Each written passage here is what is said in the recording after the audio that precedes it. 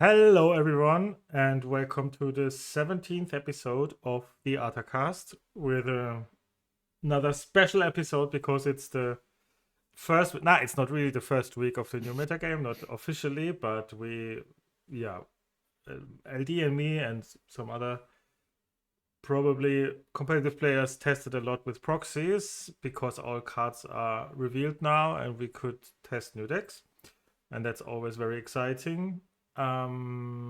So today could be very exciting for you because we have a lot of decks we built up and we tested a lot, and have some first insights about the metagame of set 7 because there was some meaningful there will be some meaningful released cards and that shift the metagame into a new direction. Not very for the will not everyone be happy probably, but to say it a little bit, yeah, humble, but yeah, we will talk about it later. Eddie, are you tested? Yeah, we tested today, and how do you feel about the new metagame of set 7? I mean, the new metagame, we don't have a metagame yet, but the first um yeah, impressions.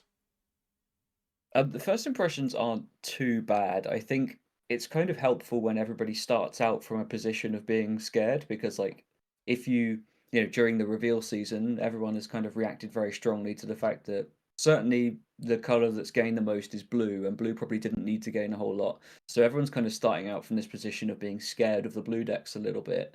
Um, if you start out thinking that like blue decks are going to ruin the format and they're unbeatable, the only way is up. You can only feel better than that. So I think like I feel positive because I was pretty scared of what some of these cards would do. Um, I certainly think we'll get into it, but I think that the blue decks are gonna they're very well positioned to kind of be right at the top of the metagame for sure. But it doesn't feel like other decks can't exist right now. That's first impressions. They're doing some crazily powerful stuff, but I think I'm quietly hopeful that we can have a reasonably diverse metagame that likely has blue decks at the top of it. But yeah, I'd say first impressions pleasantly surprised. There are some ways to tackle the problems with some of these really powerful new blue cards. Mm-hmm. Yeah, for me, mm, I'm kind of. It's hard to see to say the first. It still feels a bit. Um, how can I say, a bit frustrating is too much to say, but if I see it objectively, then I don't see many reasons to not play blue, and then Yeah, sure. I kind of I'm kind of stuck into my two two two two sides of my heart. One is wants to play green purple or red purple or something, and the other wants to be a very competitive player. But yeah, we will talk about it later. The first thing we want to talk about is because we missed it last week. Probably if you watch this, you were kind of wondering, oh, they didn't talk about the Belle. The Belle wasn't. It was. If you make a podcast, it's sometimes weird. You record a podcast, and 2 hours later, a new broken card gets revealed, and yeah, we can't do anything about it. So we just loaded it up without the Belle being revealed. But then the Belle came up, and we were just thinking, okay, this is, yeah, for me it's probably the best card of the set. I don't know. It's always hard to say it's the best card of the set or not, or something, but it's it's such a strictly upgrade to some strategies. And with strictly upgrade, I mean an upgrade that doesn't hurt at all, doesn't weaken any matchup or something, or it's not an uninkable card or something. It's just an upgrade to high roll or to compete in the early game with some aggressive decks or something. It fits a gap, especially in blue steel. Um, what makes it crazy powerful. Don't see it too much in blue red till now, but maybe I get convinced that it's the other that it's very good in blue red too. When the card Belle was revealed, I just thought that's stupid. I don't know. It's like cards like Smee or Gold or something that had the same feeling in myself. When Smee or Gold was revealed, I also thought, huh? And because also Smee and Gold are also I think uncommons, are both uncommons. I don't know. And Yeah, I thought, huh? If this would be legendary, I would understand it a bit, but it's just and the Belle too. It's just a common, and you think, huh? Yeah. It's only good though because of Popsicle and Fortisphere exist. Otherwise, the Belle wouldn't be playable. But with this card existing, it's very, very powerful turn one play. Yep. And I'm a bit afraid of the metagame that it gets a bit high rolly. That some of these Diablo concerns, like one player has the Belle and the other doesn't, and then it's a bit weird. And yeah, but maybe it's not that. But and what's really good, cool question for I mean, yeah. First of all, I ask you about the Belle. What do you think about it? I think there's nothing too much to say about it, probably. Yeah, I mean, my story with Belle is a little different. We weren't able to talk about it last week, but I knew it was coming because I was very lucky that Ravensburger sent me the starter decks for this set. Ravensburger in the UK sent a bunch of content creators the single player decks, and I received that about 2 weeks ago in the mail, and I opened the red blue one very quickly. This was 1 or 2 days into reveals, so we'd had very few spoilers. So pretty much every card I was seeing was unspoiled. I was like flicking over them. Okay, this looks fine. This is kind of interesting. Who cares about this? And then like chilling right at the bottom was this Belle that I have here. So I've been staring at this for a very long time. No proxies, staring at the real card for about 2 weeks. And I'll say the first night, I opened I opened my mail in the evening and saw it in there. I lost sleep. I couldn't sleep. Not for like the whole night, but like it was difficult to get to sleep because my brain was like in full gear, and I need an outlet, and there's no outlet because one of the conditions of being sent this stuff early was there's a limit to when you can talk about it. So I had to wait for it to be spoiled, which, as it turned out, was a really, really long time. It was the last card. It was the last card to be spoiled, and as time went on, I was getting more and more itchy. Like people, you're watching your friends talk about the set as it's getting spoiled and stuff, and they're saying things like, "Oh, I don't know, the blue stuff's good, but what can you do sort of low down the curve?"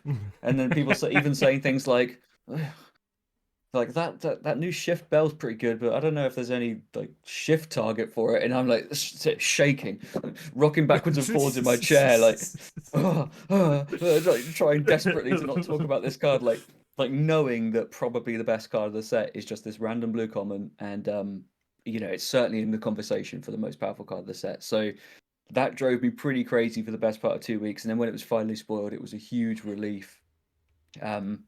And it was great to finally talk about it with people. But overall, I completely share your thoughts.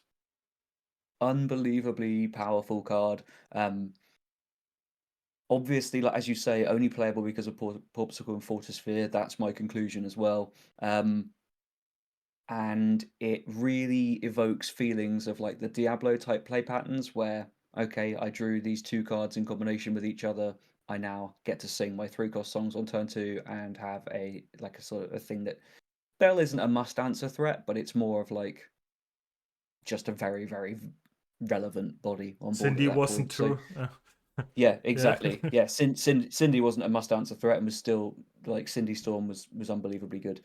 It's way more consistent than Diablo. You will draw this Belle and one of your items very often, over half the time, by sort of current best guesses and number crunching. It's been very good in early testing. It's about as scary as it looks. don't know what much more to say about it than that. But yeah, and also as you say, it's a blue steel card because it needs the redundancy of 4 Popsicles and 4 Water Spears. Do you know what? But Yeah, sorry. yeah, go ahead. No, you Do you know go. what I'm really curious about? Mm-hmm. When I think about Belle, does Belle help the draw play disparity or hurt it even more? It's a really good question. That's really Um, hard to answer. Is it it better catch up tool or a better high roll tool? You know, that's really hard to answer. yeah, I I think. mean, Yeah. I think that yeah, a really good question actually. If it didn't have the printed cost 3 on it, it would be like a really good catch-up tool, but Mm-hmm. primarily, all it does is sort of sit there as a vanilla body that's overstatted, and yes, that's very good, but you're not really looking at it as a aggressive type option. But I think the play patterns of going first, getting your bell into play, and then playing some of the removal songs. Those are the patterns that feel like Diablo, that sort of thing. You get sort of you feel trapped underneath it, right? Of okay, your turn 1 is play a 3/3. I'll play my Chernobog's followers. Okay. Oh, it got stormed. Mm-hmm. Cool. Now you've got a 3/3 and a Smee in play, and I have nothing. That will make you feel like there is a very big play draw disparity for sure. So I think that actually it would have been an amazing catch-up tool if if it couldn't sing the 3-cost songs, but that's not the world we're in. It can do that. Um, so probably does a little of both. Certainly when you play it on turn 1 and you're going first, feels pretty good, right?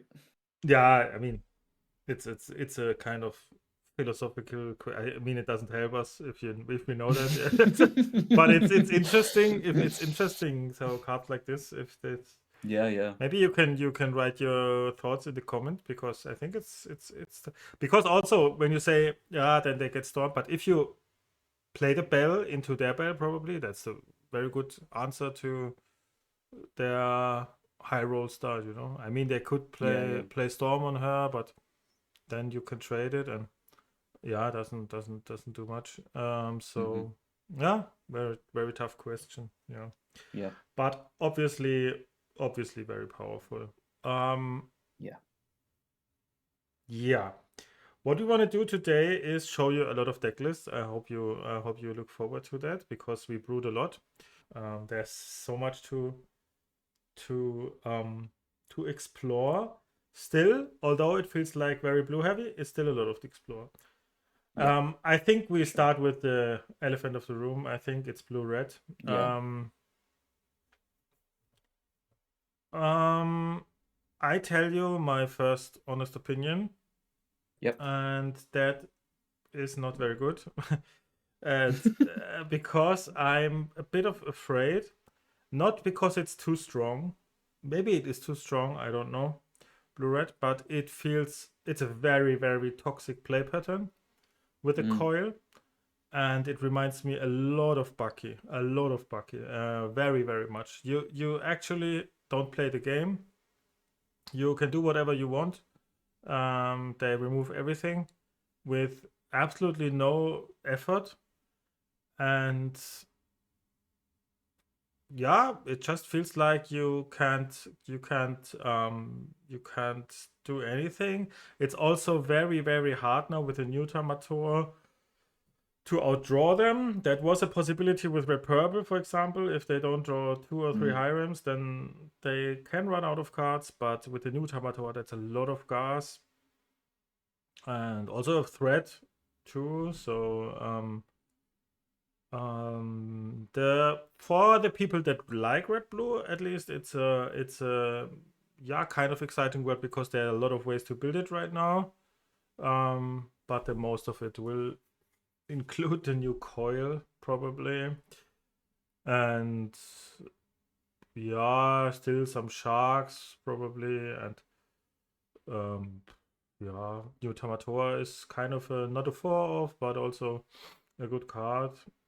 Um, yeah, I'm really concerned. I don't want I don't want to doom it, but I could see a world where we get another another errata or another ban or something, because this is just so toxic to play. It's really, really toxic, and there's nothing you can do, and still possibly too strong. I think by the dominance of set 6, I can't see this deck getting less dominant, at least if the other decks didn't get that much improvements or something. I don't see it right now, what the other decks got, or what new archetypes we could have gotten to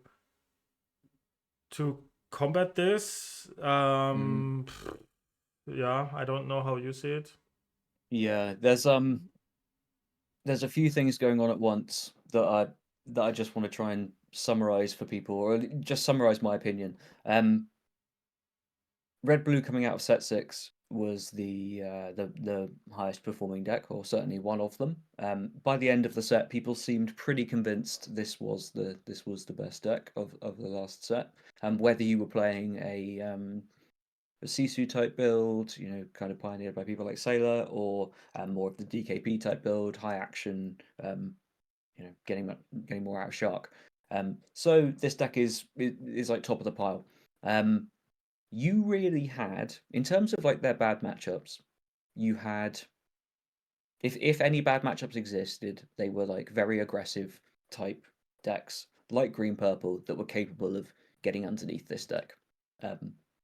Filling the board with like really cheap 2-questers and just building up a big lead so that you could then close out with a bunch of reach like goats and go-go's, that sort of thing. That was kind of the worst sort of situation for them quite often. Also some other slightly bad matchups into purple. You can kind of beat them up with red purple sometimes, but not always. Yeah, so to all of that basically to say the primary strategy was sort of going underneath. You could beat the deck by going under it. Red blue doesn't have to be playing Belle to benefit from the existence of Belle. In addition to gaining coil, which is an incredibly powerful tool for the Sisu type builds, you also have blue steel decks emerging that are playing Belle. Now, if a decent percentage of the field, let's say somewhere between 15 and 25% of the field, settle on a deck that is capable of putting a 3/3 into play on turn 1, that will massively suppress the playability of the sort of decks that were capable of going under red blue. So you have this natural ecosystem where something is completely crushing the only natural predator to red blue. Like I've said about green purple in the past, it's only good when it's the best tempo deck that exists. To me, green purple is close to not playable right now because it does not have access to the highest tempo openings in the game. So why would I play it? It can't turn 1 Belle, turn 2 Smee or Belle that sort of thing. It's just stupid for green purple. It's so bad. So yeah, I'm getting a bit wide. I'm sorry. I'm touching on other decks, but I'm trying to just paint this picture where red blue was this deck on top. Now something else has emerged. In addition to it getting stronger, something else has emerged, which is pushing down its natural predator, or the only things that kind of stretched it a bit, which makes it look so well positioned. That's kind of what's super scary to me, is if we can't go under this deck anymore because the format just doesn't have space for a deck that goes under, other things are too detrimental to it. What do we do about this? I am not sure. Like, some builds of blue steel will maybe be able to compete. Some people will tech in their Bengers, index, that sort of thing to take out coils. But this is top of the pile. This is like the deck to beat. Yeah. Whatever version, it's red blue is on top, and if you don't have a good game plan against it, your deck is not playable. If your deck is full of bricks against it, your deck is not playable. So yeah, good luck with that. I'm trying to work out an answer, but if you find one, let me know. Yeah, it's very good observation actually. Also, what to add, the Belle in itself doesn't really bother this deck too much, you know. I mean, No. it's just there, quest for one. Okay, that's not too bad, but so many easy removals for it.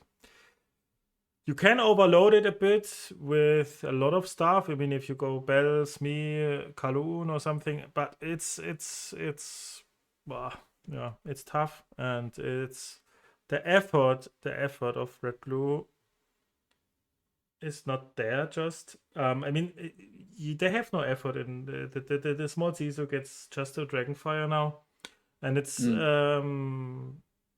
yeah, small Zizo. Just to go back to green purple, for example, was always a nightmare for green purple, and the small Zizo is now naturally in this deck. Yeah, so small Zizo is in every version, probably in the item version and in the normal version. So yeah, they don't even need to be preps most of the time anymore. It's yeah, it's a very good deck. Needs to be targeted, and it's like I say, you need to have a game plan against this deck, or you will not have success in competitive play. Probably there will be a version of this deck that will be strong. I don't see it.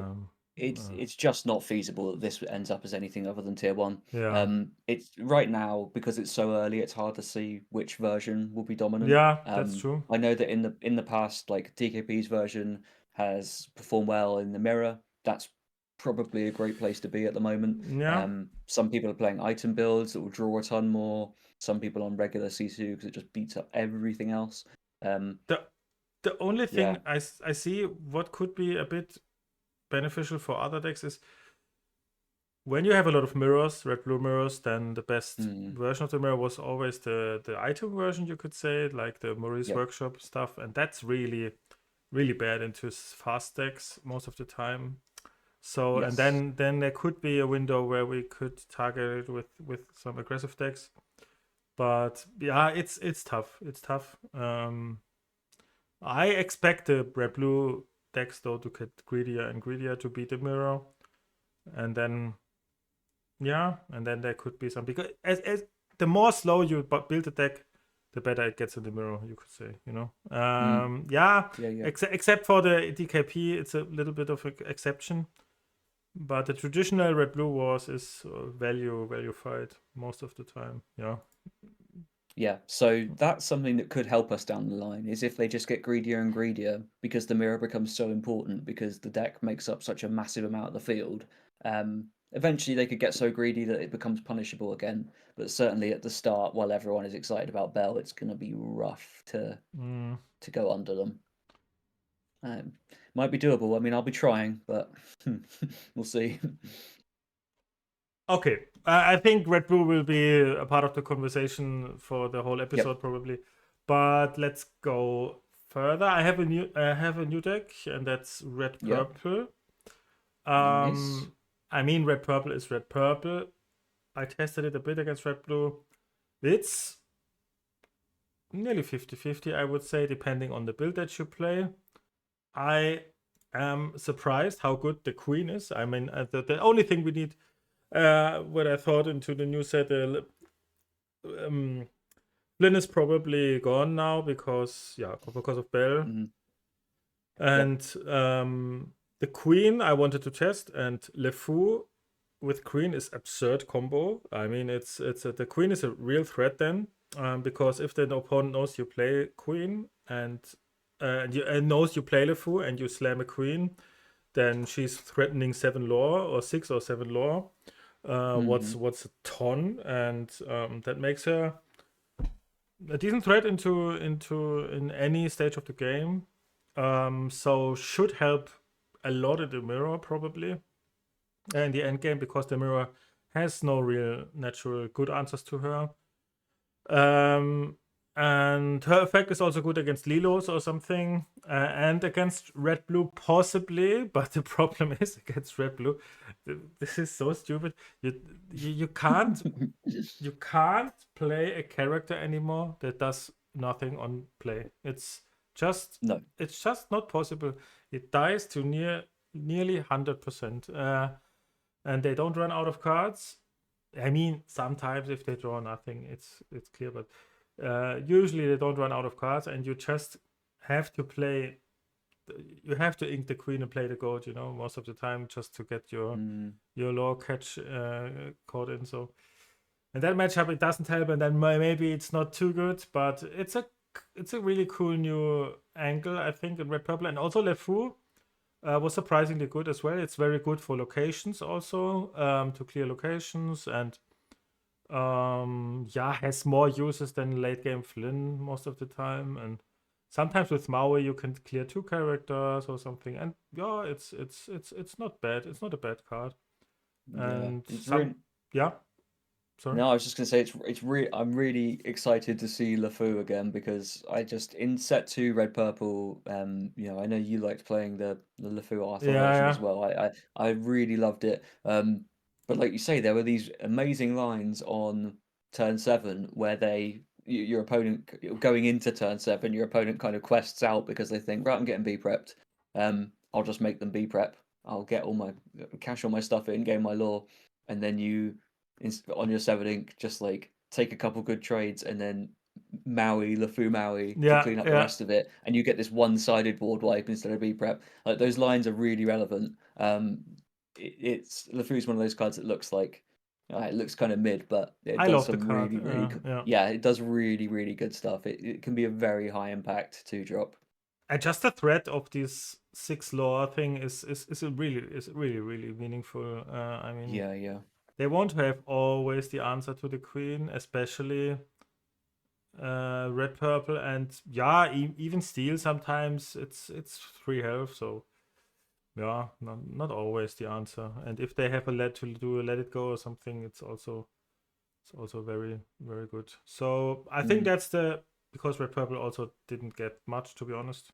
yeah. I think red purple will stay, I don't know, tier 1, but will be a relevant deck. It will be played. um the natural kind of good matchup against red blue is still, yeah, I don't want to say true, but it's at least 50-50. It's still 50-50 into everything, kind of. Mm. Probably won't go too much anywhere. It's Yeah.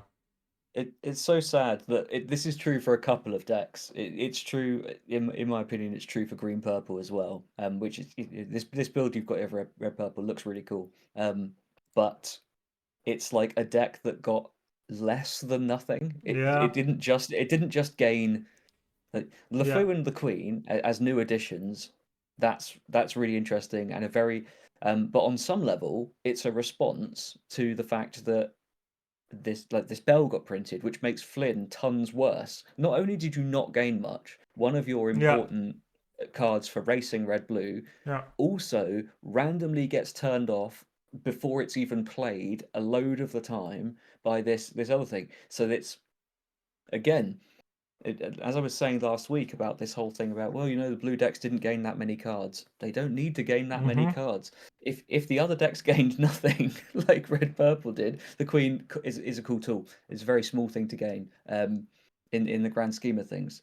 If some of their key cards for certain matchups like Flynn randomly get worse because of the new things that blue got, it just fuels that feeling that like yeah, these decks are eating really well while others are Mm-hmm. getting pushed down. And that's certainly true for green purple as well. Next to nothing revealed that you'd want to slot into that deck.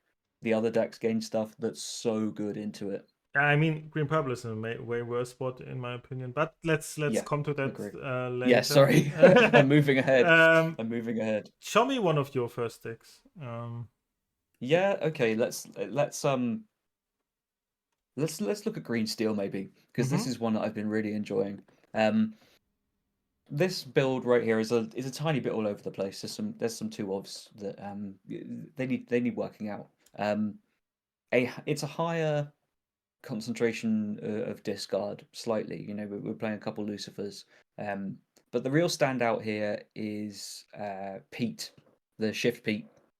It's a card that I massively underrated Me too, yeah. and didn't really give too much of a second look to, but it's so good, and it's so good in multiples. It's really good for a deck like this to be able to present this kind of large, like even with a coil, it's it does get coil Medusa'd, as we learned today when we were playing some of our test games. It does just sometimes you go, kill this, and then Red Blue goes, okay, sure, I can, no worries. Um, but it's still a very, very good card and a very nice option to be able to shift on top of your Pete's that already do a ton of work for the deck. Bengers in steel decks like this currently look a little better to me, and I'm enjoying playing with two of them. And I think overall, a deck like this, I originally wanted to play it because we're testing against a fair amount of the like blue steel type decks, a little more like blue steel curve, the Kiwi type decks. Now that they're playing Belle, they kind of play this suite of eight removal songs, sometimes more, 4 storm, 4 strength, and those decks, it's the same is kind of true of Diggy Diggy, which is that these 4 to 8 removal song decks, they're kind of dependent on having one, so they don't like to mulligan them all away because it's pretty key to them taking board control. But then when they have them, they're always holding exactly one and getting rid of it with a. They're soft to Ursula too, basically. They have to mulligan around it, and even if they do, often you'll snipe one thing and it's really high impact. So that kind of pushed me because you can't play green purple at the moment. I don't think that kind of pushed me towards green steel. Which I have to give shouts out to our friend Ray, who played played a version of a different version, but reasonably similar to this with Pete's against me when I was testing blue steel, and just absolutely just demolished me and just put when you just sort of see a card in action and it's so different to your assessment.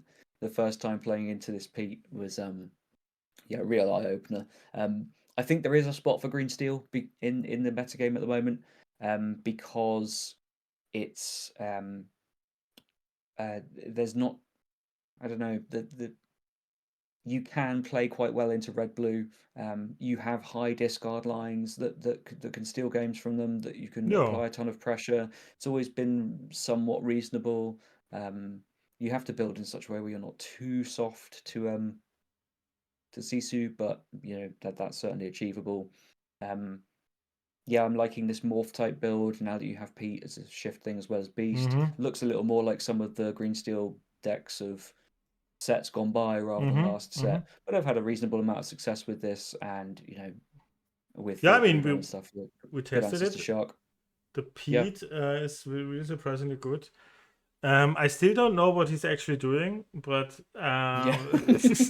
he's most of the time just a resist 5/5 quest for 2, but that's totally Yeah. reasonable.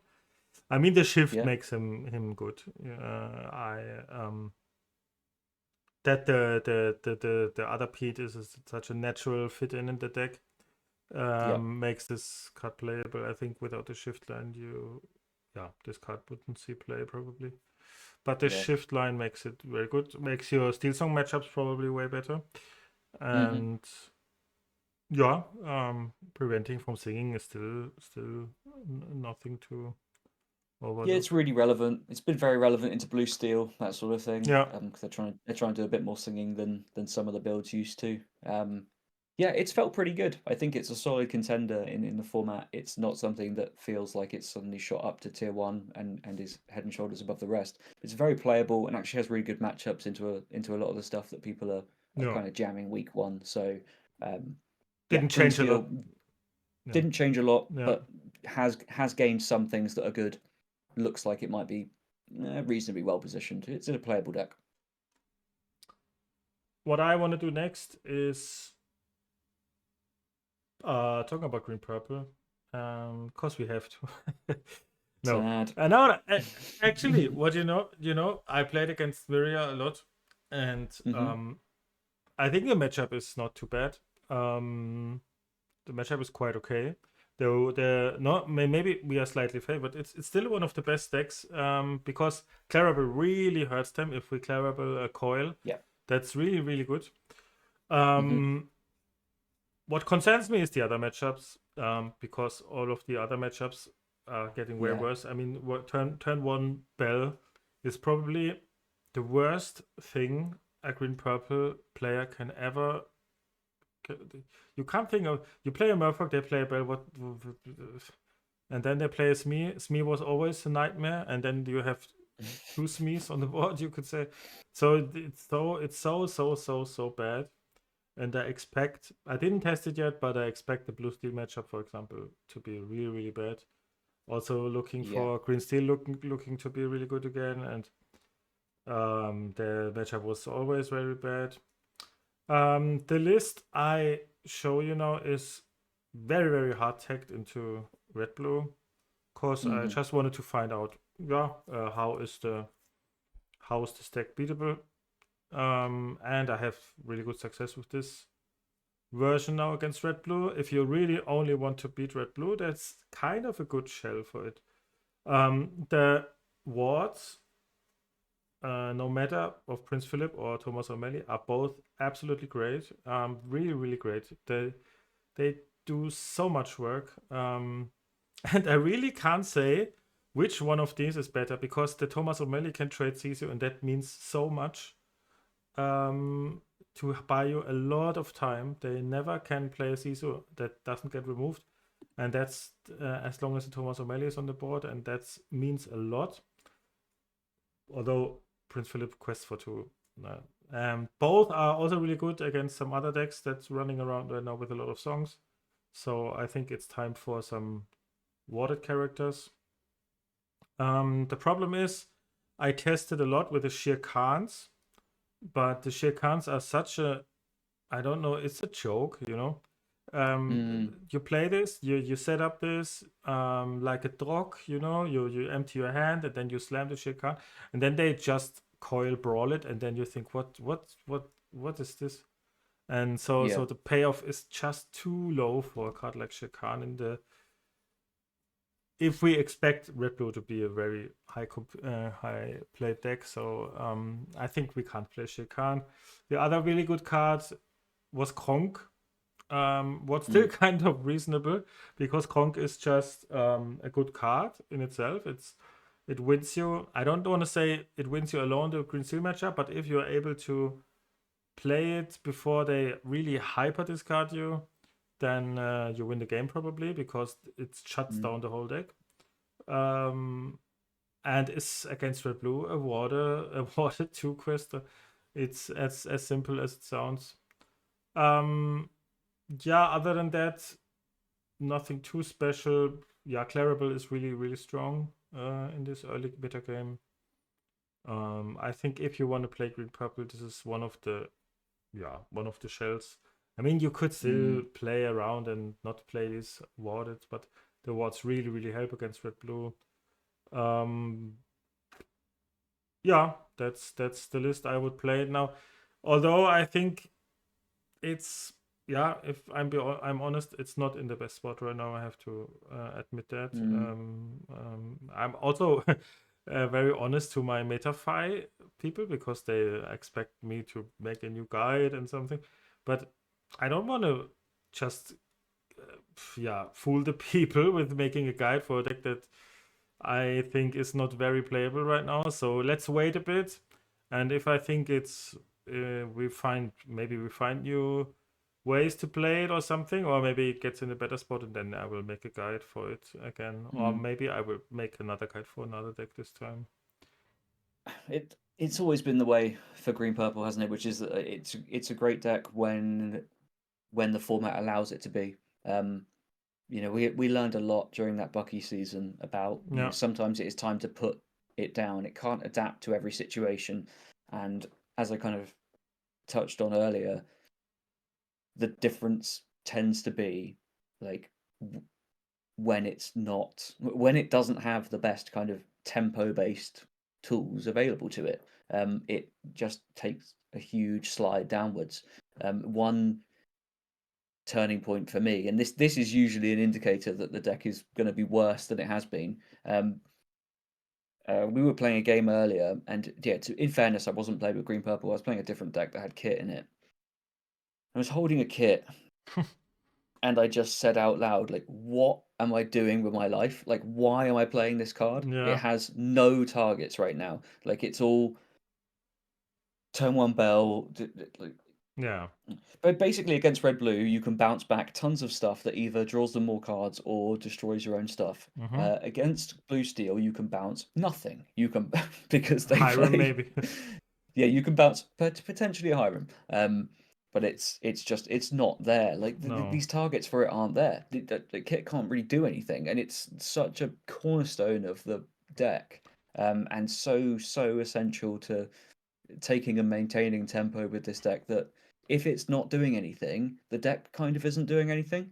There are just better options, I think. In terms, if you want to play, if you want to take this kind of play style, you now have to adapt it to a different shell. You at the moment, for the time being, you probably have to find a slightly tempo based approach to something like blue steel, for example, because to my mind, that deck has the highest tempo openings of any, and ability to kind of slowly quest while controlling the board. It has play patterns similar to green purple, or at least closer than a lot of other decks do. Um, so with that, I enable you to transition into talking about blue steel. Yeah, first of all, I want to tell you what makes me really mad. Okay. Because you're talking about Kit. Kit was just for the people. Kit was the enabler for the deck nearly back then in Yep. set 3. We had Kit. We were a tempo deck because of Kit and because of Ursula, you could say. Because Ursula double sung Mother Knows Best and stuff, and Kit was very powerful. And then Ursula, Brawl got released, and such card Ursula got a little bit less good. And also the double Mother Knows Best didn't do much against red blue and red purple. So we're waiting for 4 sets now for any tempo tool, a tempo tool in a color that's usually green is the color for tempo, you could say, and any tempo tool that we could fit in, and that's nothing stupid like you're welcome or some stupid stuff.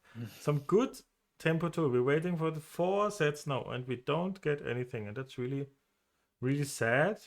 And yeah, I think we don't deserve this because we got removal. The only real addition, we got 2 really good cards, and that's Elsa. But Elsa is no tempo tool. It's just our sort of removal that's not costing you too much from putting her in your deck, so you can ink her, and yeah, it's not really just our removal. And Gogo. That's the two. That's the Yes. two things. I mean, Clarabelle, you could say, but Clarabelle is also really weird, and it's not a straight upgrade. Um, so that's really unfair. That's just what I want to Yeah. point out. Yeah. And perhaps the again, I don't want to doom because I know a lot of people watch the cast because they originally came here maybe because they were fans of Green Purple. Yeah, So I don't want to doom excessively to Green Purple fans. But maybe the most disappointing thing of this set is that the dual inks that we got just mm, they don't support the philosophy that mm, we were trying to impart on the yeah, deck. yeah. And the fact that we've gained so few tempo tools, we've gained so few cards to try and that enable us to push this deck in the direction we originally wanted it to go in, it maybe tells us that that's not the intended direction for this ink pair. I would really love it to be. I think that green purple should be the tempo color pairing. I don't think that's like too much to ask. But it doesn't have those tools right now. I really do hope we get more of them at some point. But like the if kit is getting squeezed out because by the format, it's not a fantastic outlook for the deck, is it? Mm. But it's good that you say that because many people were upset because of. I just want to defend Ravensburger a bit because people saying, "Oh, Red Blue was already busted," and now they print only cards that benefit blue, you know. Mm. But if you see it from the other side, it's not that easy. They I don't know when they designed the cards, maybe 2 sets ago, I don't know. Probably they need to 2 sets ago. At the start of metagame of set 6, we were all not clear that red blue is that powerful. I mean, we were all of green purple was in the start very, very good, and then diggy diggy hole and stuff, and red blue in the end it was kind of convincing for everyone that it's the best. So it was not that clear, and then with this situation, and then they would get the coil revealed. Then it's a bit weird for it's of course a bit weird then. So I wouldn't. But what I want to say for green purple is maybe the same. They didn't know exactly what the players will do with the color combination. Maybe they saw this as the discard thing the first, because the natural color combination fits really good. Steel has nothing to do with discard, so also the green purple could be the discard color combination. So, but I didn't think about, okay, green steel becomes the discard combination because of Ursula with all this steel songs is so busted. They didn't maybe think about that. So and it's also not easy to find that out. Yeah. So I'm not happy at all too, but I think because many people are blaming, and that's just one thing I want to say in general. I don't want to blame Ravensburger or something, because I think it's really hard. And even if they sometimes we have a situation, it was in other card games too, where a card is too powerful. That's also no harm for the team, because it's very hard to balance things. And if we need an errata, there's also nothing that I think is to blame them or something, or to say they did a bad work or something. That is not what I want to say. Then. No. Yeah. No, these things happen and they get corrected. Whether it's like sometimes they need direct correction, like you say, like a banner and errata. Often they get corrected over time. Tools come in later sets. And we are, at the moment we are in an off season competitively. There is no DLC. It's like you always want the game to be the best it can be, and I still again like just want to reaffirm I don't think that this is like a sky is falling situation. It's week 0. We just can't say. Red Blue looks crazy good, but who knows. It's a good time for there to be an issue if there turns out to be one, is my point, right? And which is like there won't be like Bucky DLCs like there were. That was an issue, but yeah, at least if there is some sort of problem, it could occur in the off season, and that's that's the only thing that's the only thing I meant before too, because I think Bucky, I mean, probably everyone will disagree, but Bucky was also not that clearly dominating the meta.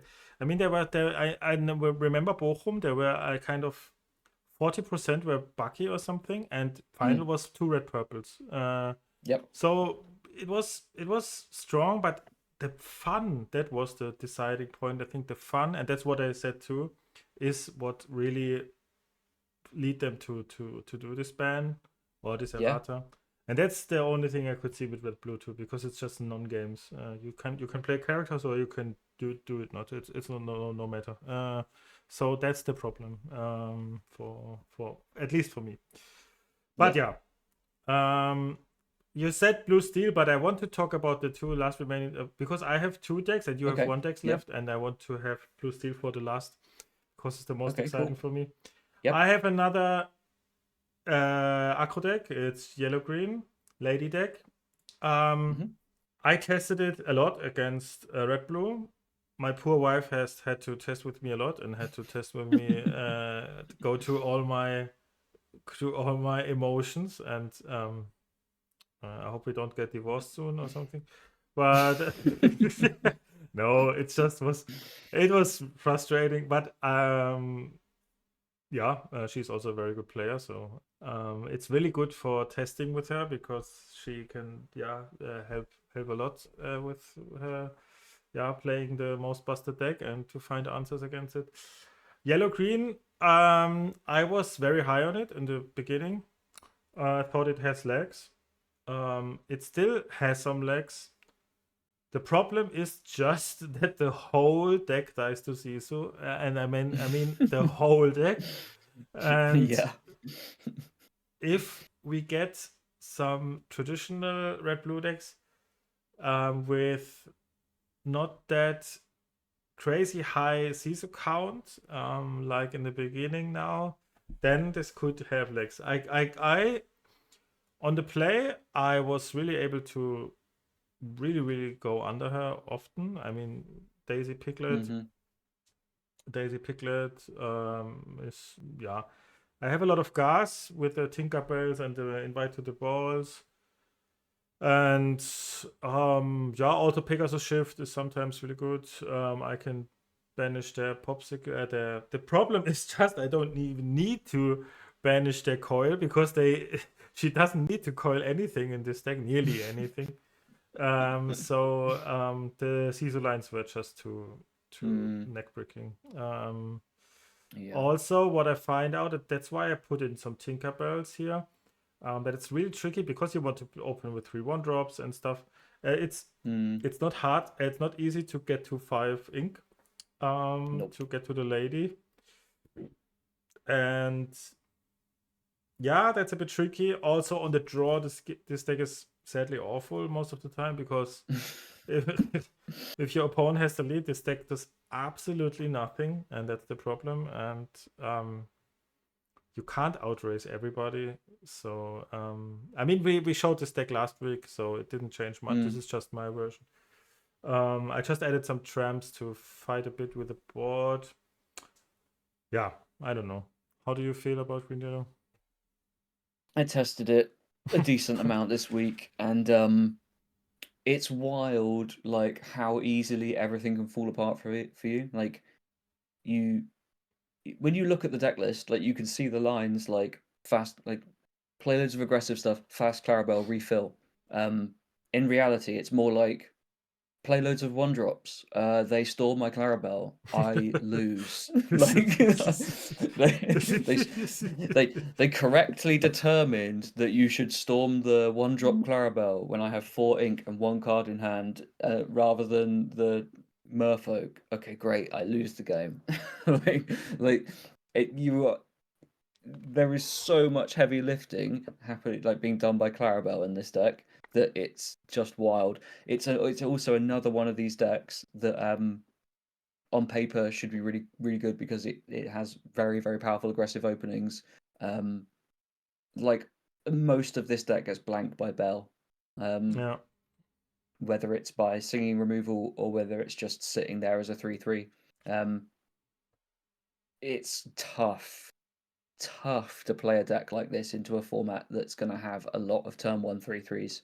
Um, you have to find a way to keep inking up to Lady and Clarabelle, Mm. but it's really tough to do because your card draw is so conditional and limited. Um, yeah, I don't know. My conclusion was this just is not the one. It's Yeah, I was disappointed with the results. I didn't test against a great spread of matchups because I mostly just played the ones that I was scared of. Like like you say, level 0 is you've got to see how something does into red blue and blue steel.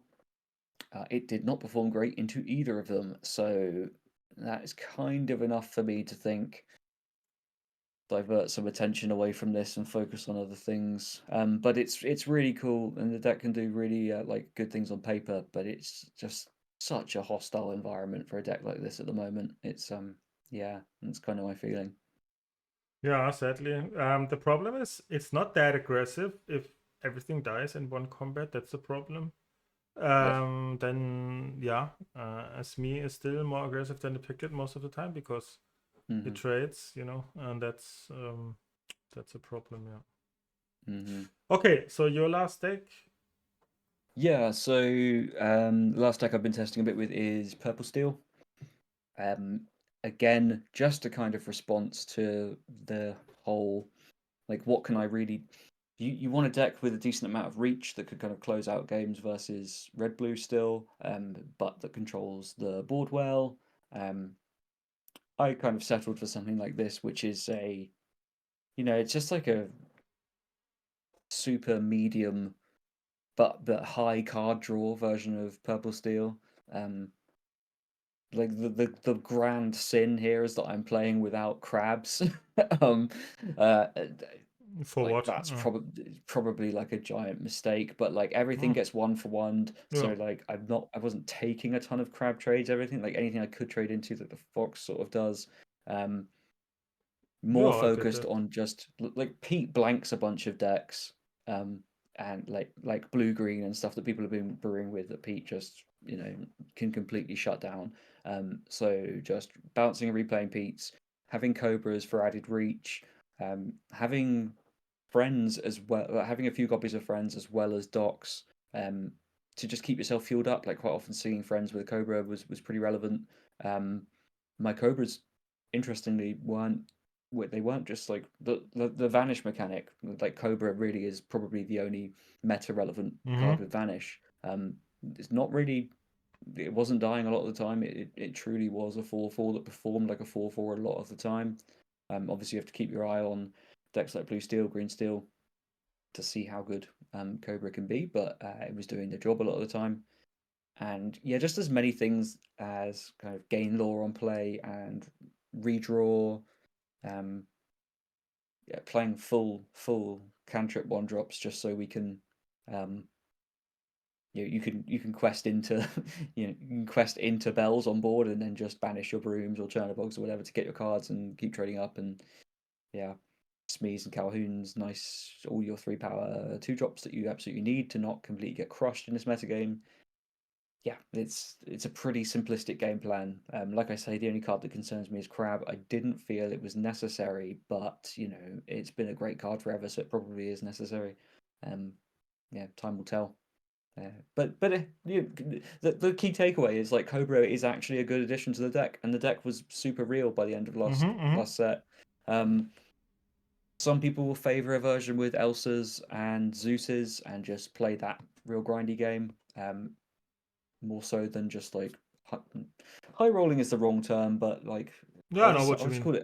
I'll just call it doc rolling because Yeah. it's like it's just doc doing doc stuff, and sometimes doc stuff's bad to do, and sometimes it's the best thing you can possibly do. Um, yeah, it remains to be seen what build there will be, but like the theory kind of holds up of just play a you sort of have to be playing steel because it has all the good 2 drops, but then you just want loads of the good purple stuff with high reach.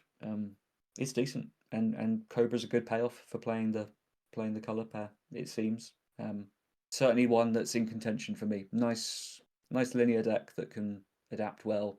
Um, Enables you to have a lot of the play patterns that you would with a green purple type deck, Mm-hmm. if that's what takes your fancy. Um, yeah, I like it. What do you think about purple steel in general? Yeah, I was initially very low on the Cobra, Yeah. but I need to. I didn't see one Cobra in my test games yet, so I don't know. Okay. You like it, you said. Um, Yeah, I do. I was also ready to not like it. Um, because I but thought it's I thought performed just better. if you use this, do you use this effect? Maybe to discard multiple copies of dog or something, but yeah. Yeah. Um, Other than that, I think in the early game or mid game, you probably it's kind of not very valuable to Yeah. discard a card to gain 2, but maybe I'm underestimating it to get just 2 lore Mm. out of that. So also the vanish is just a meta thing. I think if we Yeah, see a yeah. lot of steel, then it's probably oof, or a lot of storms, then we probably it's a bit tough. Or if so, Yeah. so green decks like Heffalump stuff, but yeah, probably not. But um, I think the deck was in a very good position in set 6, so Yes, I don't see a for sure. world where this changes too much. Cobra Yeah. is probably one of the better cards in the blue red. That's what you can say. Mm-hmm. So kind of makes sense to add it. Yeah, I think so. Yeah. And just one of the things I didn't really value as highly as I should have about Cobra was um With all these purple type decks, you're often getting yourself into positions where you're like, oh, if I had a goat to bounce, like, it's. I was going to go a long way about it, but basically what I was trying to say is like it's great to bounce. Like you do Yeah. just get that two lore. Like I drew a snake. In addition to my random one card in hand, right? I'll just snake this, and there we go. Quest, bounce it, snake it, and it's 3 lore. Yeah, makes Great. sense. Makes sense. Yeah. Okay. Last What's deck. left? I don't know, friends. I have short disclaimer. I hope you appreciate that or LD2, that we always, we are one of the few content creators, or not content creators, or high competitive players that show you nearly all our insights and not hide them. Because I want to be first for the community there and not for myself. So, I mean, not for my. That's kind of cheesy to say, but I want to share my insights. That's really I want to do, and I could be more tactical about not sharing my insights. Yeah, for a tournament. But Blue Steel is for me the most promising deck right now. I like it a lot. There are many ways to build it right now. There I can say there you could play it like 5 different versions right now. You could play a wheel, no wheel, like in the past. Then you have this new kind of diggy hole deck with the dogs. Then you can play a more mid-range style deck. What kind of is a little bit middle of the things build. I like many of them. Every one of them contains Belle, of course. And yeah, I show you one list here. This is something I mess around with right now. It's kind of a middle of the things build.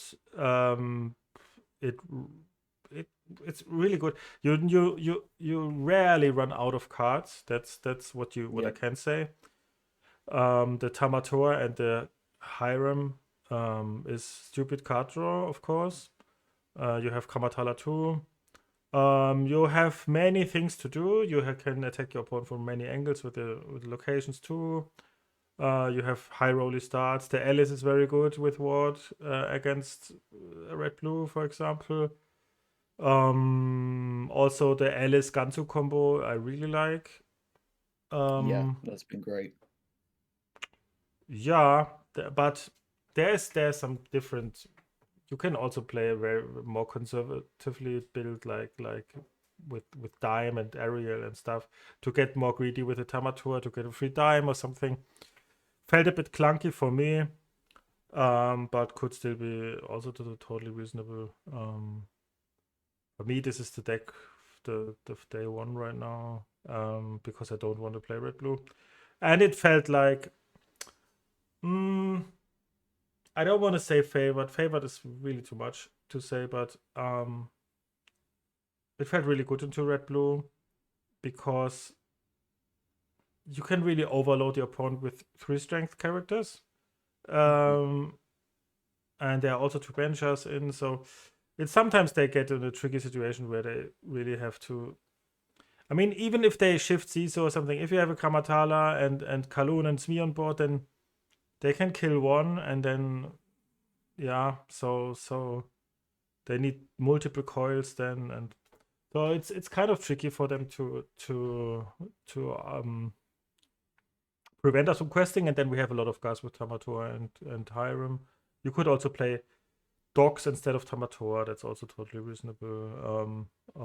I like this a bit more, but maybe I change. I could see me play any version of Blue Steel right now. Maybe I also try to learn a bit the more conservatively Blue Steel decks, because I'm really not high on green purple right now. That's the problem for me, and I need to find a new home for now. Yeah, seems like a good way. This I don't know how to say diggy hole style deck. It's really fits my play style. I like it a lot. and feels kind of aggro mid-rangey, like green purple always was, and yeah, that's what I really like. Also not really easy to counter. If they prevent you, you have a lot of gas. If they can't aggro you very much because of Belle and hook and stuff, and so they are not very easy ways to to overcome this deck. I think. Yeah. Don't know Yeah, how you feel about it. Yeah. I was really, really impressed by this build playing against you in testing. My first instinct when I looked at it was like, right, what are you trying to do? It looks like you've just like taken 5 different builds of blue steel and you've posted them in ChatGPT and said, give me one blue steel deck, and it says, oh fine, just have this card from this version, whatever. And so it looked like I was sort of thinking like, what are you trying to go fast? Are you trying to curve out like the Kiwi Bird style decks? Are you trying to like, what are you trying to do? The answer is like kind of everything, and that's fine. Like that is actually really, really valid. You've The deck performs so well, it inks like so perfectly to 6, and then keeping going with the Tala and Hiram, whereas the curve decks might start to run out of gas and be thinking about, okay, it's time to dock. It inks so perfectly to 6, fishes back to 2 items to just keep going, has more gas than just pure curve out, but can also present a really similar threat. You still get to do your cool combination stuff with Alice. I really, really like it. And I'll probably land somewhere quite close with how I want to play Blue Steel as well. Like I am like these days I'm tolerant of dock, and I like I'll probably play something dock style next time I test. But I was really, really pleasantly surprised with this, that like it's anyone can look at this deck and think, why aren't you playing this card, or why are you playing this card? There's all sorts of things that look like they're slightly wonky, but like it just plays a really consistent game up the curve, refuels like crazy, has great interaction with good removal suite. Yeah, it's really solid. And yeah, kudos to you for making some weird decisions that are actually really good, because I think it plays really nicely. Well, thank you. That means a lot. I mean, there's probably improvements to be made here. I don't know. Yeah. I don't know about the Tinkerbells. I just thought if because this is not the most aggressive version of Kiwi Birds or something, and then you can Yeah. maybe with the Tinkerbells come back or something. I don't know. I'm not a fan of Tinkerbell. I haven't been for a couple of sets. It's just like, Oh, I that's don't good know. to hear. Usually if a deck is playing it, I'm like just thinking like, why am I playing this deck? Like, I don't know. Oh, really? It's just like very defensive, but also just dies to loads of stuff. Like it used to just like fully freeze and control boards like crazy, and now you play it and it just gets like, Yeah, when they maybe. turn it sideways and it gets sharked or something, and it's just, I Yeah, don't I know. It's could like a see something. it's a big ink investment for something that like, Mm-hmm. I don't know. Yeah, I could see me going maybe to because I'm low on It's uninkables, I could cut these 2 Tinkerbells and go to 3 Storm and 3 Zeus maybe. Because I felt a bit yeah, of less removal, too less yeah, removal a bit sometimes. yeah. Well, there's an impact that having cards like Belle has, right? Which is that like if you gain this ability to just have a 3/3 sit in play, which in most matchups will freeze boards on turn 1, Yeah, because you can't aggressively quest into this 3/3 with loads of other 1 drops. Um, First of all, it will change how loads of people's decks are built. Second of all, it will change like how much you actually need those more control-y catch-up type cards like Tinkerbell, which was, versions in the past would ramp aggressively to a Tinkerbell, take some stuff out with it, and then have it sit there to freeze the board that is way ahead of them on the opponent's side, and start, either just wipe them out with grab your sword or something. Um, they don't get that level of board control that you. Does that make any sense? Like, you don't have to worry so much about it because they don't get. They find it so much harder to establish a dominant board because you're kind of in control from the beginning. yeah, yeah. I should say there's a wider point going on here. There's something that scares me about Blue Steel being a really good deck, which is that like I'm terrified to talk about the deck because I find conversations about the deck are just like so combative all the time. Like the joke always used to be that you'd go into like if you're in a Discord server like 20 Lore or something, you'd go into the green purple thread, and in green purple it would be like someone posts this like their deck list, and it's like the most wild pile you've ever seen. It's like it's terrible, and then there'll be someone replying with like, "Nice deck, mate. You've got some really good ideas in there. Really cool that you're doing things differently. Welcome to the green purple family." And then someone will and then you go into the blue steel thread, and someone's like, "Hey, I was thinking about playing 3 copies of this card instead of 4. I don't feel like I need them so much for my local metagame." And there'll be 10 people that are like, "You're 100% wrong. And by the way, next time you cross the road, don't bother looking. Just walk out." And and it's like it's such an intimidatingly hostile environment where people are always yelling at each other, and it's just like, like I always like joke with Harlan about it. I'm like, how do you do it, man? How do you keep up with this pressure? I just will fold so quickly. So like I'm scared to say anything about Blue Steel as like a complete outsider, because like there's tons of people with strong opinions on how the deck should be built. And like I think we have the advantage of, you know, as we try to play something like this, like, we get to come at it from a different angle because Yeah. we're trying to make a deck that plays in the way we want to play, and we're not too burdened by the way things have been done in the past. But it's certainly like of all the decks, it's going there will never be like a single optimized version of this because you can play it so many different ways. This That's set, just that's what I like you want to say, say. there are 5 builds. There Yeah. are for sure. Yeah, at If, least. if anyone says I know what, that's something I would highly doubt in at least in the start of the metagame. I just think I compare this version much to red purple because you know what? It's just 60 good cards. You know, that's the Yeah. that's red purple. That was red purple. I just slam in 60 good cards. I just look into my folder. Oh, this is a good card. This is a good card. This is a good card. And then I just finish up with 60 cards. You know, that's this version, for example. But there's also some other versions with. I can also imagine like aerial dime stuff is really good against red blue, for example. Could also be, but it's something playstyle wise I don't like that much, to be honest. The fishbone aerial nonsense lines there. But yeah, let's see. I think there's much to explore. Yeah, lots. For now, I was impressed by blue steel. I was impressed also by your green steel discard. So blue steel, green steel, I really liked.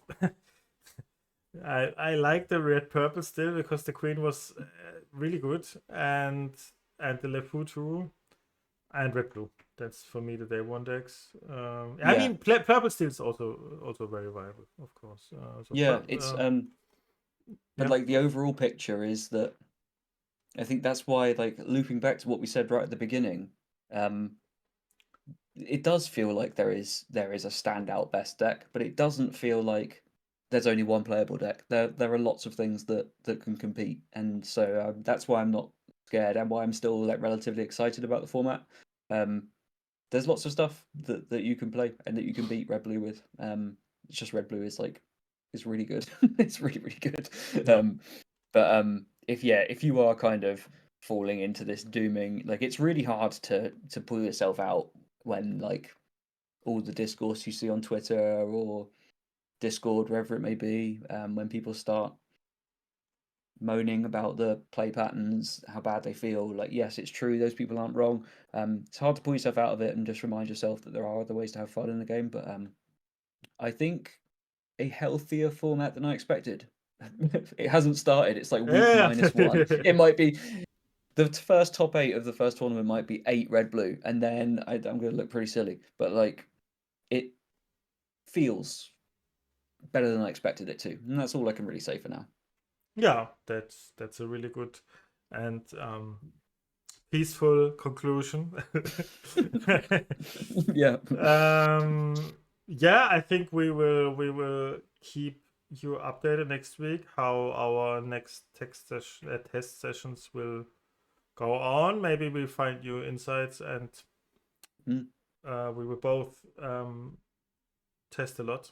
And yeah, Yeah. I think we can wrap it up now. I think we said everything.